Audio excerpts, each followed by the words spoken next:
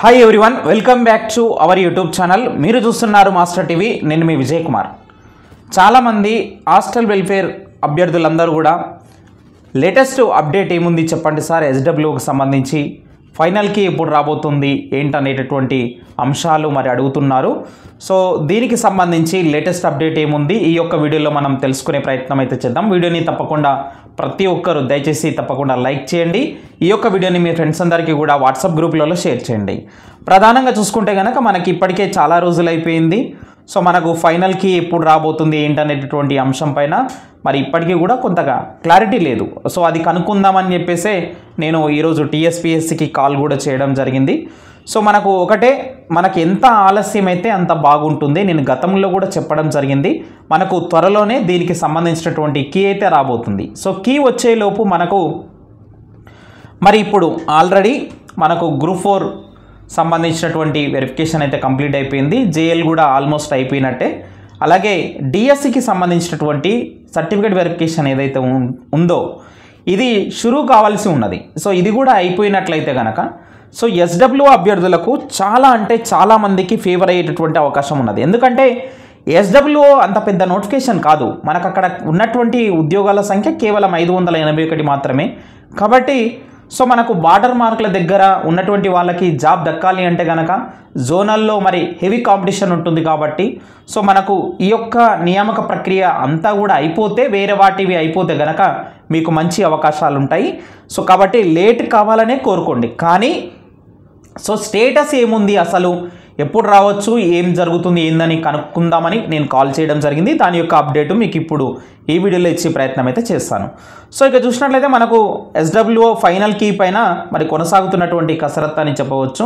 ఇప్పటికీ కూడా present status ఏముందంటే కనుక ప్రాథమిక కీ పైన వచ్చినటువంటి అభ్యంతరాలు ఏవైతే ఉన్నాయో సబ్జెక్టు ఎక్స్పర్ట్స్ చూస్తున్నారు కదా, వాటినన్నిటిని కూడా వాళ్ళు ఒక రిపోర్ట్ ఇవ్వాల్సి ఉంటుందన్నమాట టీఎస్పీఎస్సికి.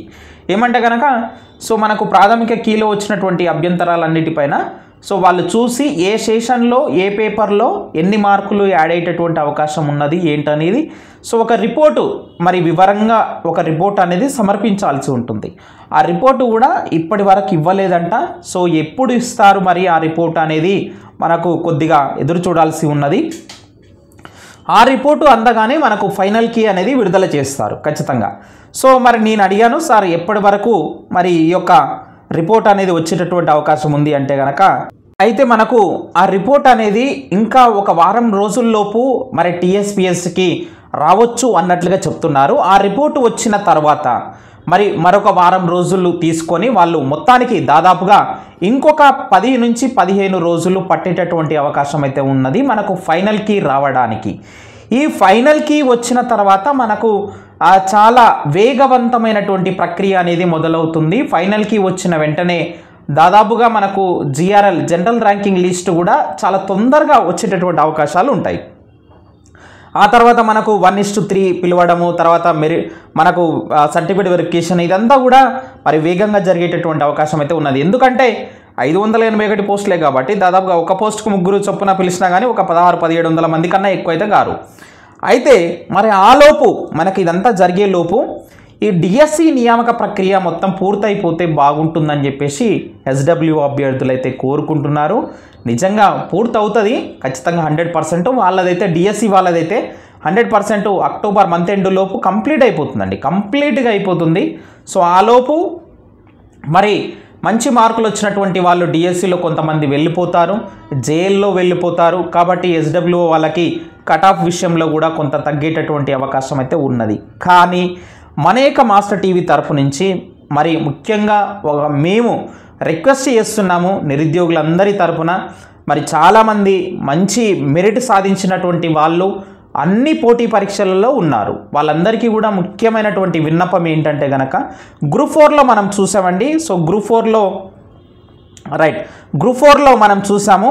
ఈ యొక్క గ్రూప్ 4లో ఏం జరిగిందంటే కనుక మనకు టోటల్గా మరి 24,500 మంది సర్టిఫికేట్ వెరిఫికేషన్కి ఎంపిక చేయబడ్డారు. దాదాపుగా అందులో 6,000 మంది మరి సర్టిఫికేట్ వెరిఫికేషన్కి ఆబ్సెంట్ అయ్యారు అనమాట. ఎందుకు సార్ వీళ్ళు మరి గవర్నమెంట్ జాబ్ వస్తుంటే ఎందుకు మరి ఆబ్సెంట్ అయ్యారు అంటే కనుక వీళ్ళు ఆల్రెడీ కొంతమంది మరి గవర్నమెంట్ జాబ్ ఉన్నటువంటి వాళ్ళు మళ్ళీ వేరే జాబ్ సాధించాలని రాయడం జరిగింది. అలాగే చూసినట్లయితే వీళ్ళకి ఆల్రెడీ పీసీ అంటే పోలీస్ కానిస్టేబుల్ వచ్చి ఉన్నది, కొంతమందికి ఎస్ఐ జాబ్ వచ్చింది, అలాగే ఏఈ జాబ్ వచ్చింది, అలాగే ఇప్పుడు జైల్లో కూడా మరి మంచి మార్కులు వస్తున్నాయి, ఖచ్చితంగా నేను టాప్లో ఉన్నాను, నాకు 1:1లో ఉంటాను అనుకున్నటువంటి వాళ్ళు కూడా మరి ఈ యొక్క గ్రూప్ 4 వెరిఫికేషన్కి చాలా దూరంగా ఉన్నారు. కాబట్టి మరి ఇప్పుడు కూడా మరి డిఎస్సి కానీ జేఎల్ కానీ వేరే ఇతర ఉద్యోగాలు మీకు వచ్చేటటువంటి హోప్స్ ఉన్నటువంటి వాళ్ళు మరి ఎస్డబ్ల్యూఓ సర్టిఫికేట్ వెరిఫికేషన్కి హాజరు కాకండి, మిగతా వాళ్ళకి ఒక మంచి అవకాశాన్ని ఇవ్వండి అని చెప్పేసి మన యొక్క మాస్టర్ టీవీ తరపు నుంచి మరి ఎస్డబ్ల్యూఓ అభ్యర్థులందరి తరపు నుంచి నేనైతే కోరుతున్నాను. ఎందుకంటే ఒక మంచి అవకాశం వాళ్ళకి ఇచ్చినట్లుగా అవుతుంది. మీరు దీనికన్నా ఉన్నతమైనటువంటి జాబు మీరు ఎంచుకోవచ్చు. అయితే కొంతమంది ఏం చేస్తున్నారంటే ఈ యొక్క ఫర్ ఎగ్జాంపుల్ గ్రూప్ 4లో మరి అక్కడ మంచి మార్కులు వచ్చినాయి, మరి అక్కడ సర్టిఫికేట్ వెరిఫికేషన్కి హాజరయ్యిండు అనుకోండి ఎగ్జాంపుల్, తర్వాత జేఎల్కి హాజరవుతుండు, తర్వాత డిఎస్కి హాజరవుతుండు, తర్వాత హెచ్డబ్ల్యూఓకి హాజరవుతుండు. ఈ విధంగా నాకు మొత్తం 4 జాబులు వచ్చినాయని బయట గొప్పలు చెప్పుకోవడం కోసము మరి వీటన్నిటికీ హాజరయ్యి బయట చెప్పుకోవడం కోసం కొంతమంది మాత్రమే అలా చేస్తున్నారు.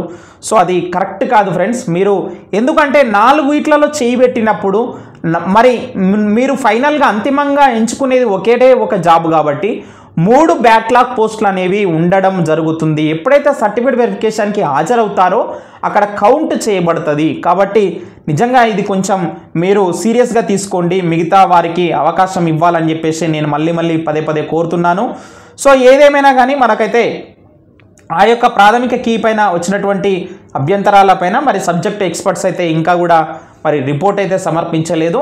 ఖచ్చితంగా ఎక్కువ టైం అయితే పట్టదు, తక్కువ టైం పడుతుంది అని చెప్తున్నారు. సెప్టెంబర్ 15 లోపు మాత్రం ఖచ్చితంగా మనము ఈ ఎస్డబ్ల్యూకి సంబంధించినటువంటి ఫైనల్కి అయితే 100% ఎక్స్పెక్ట్ చేయొచ్చు. సో ఆ లోపు మనకు డిఎస్సి నియామక ప్రక్రియ ఏ పొజిషన్కి వెళ్తుంది అనే దాన్ని బట్టి మనకి ఇందులో కట్ ఆఫ్ అనేది తగ్గుతుందా లేదా అనేది అంశం ఆధారపడి ఉంది. So thank you friends, thank you very much.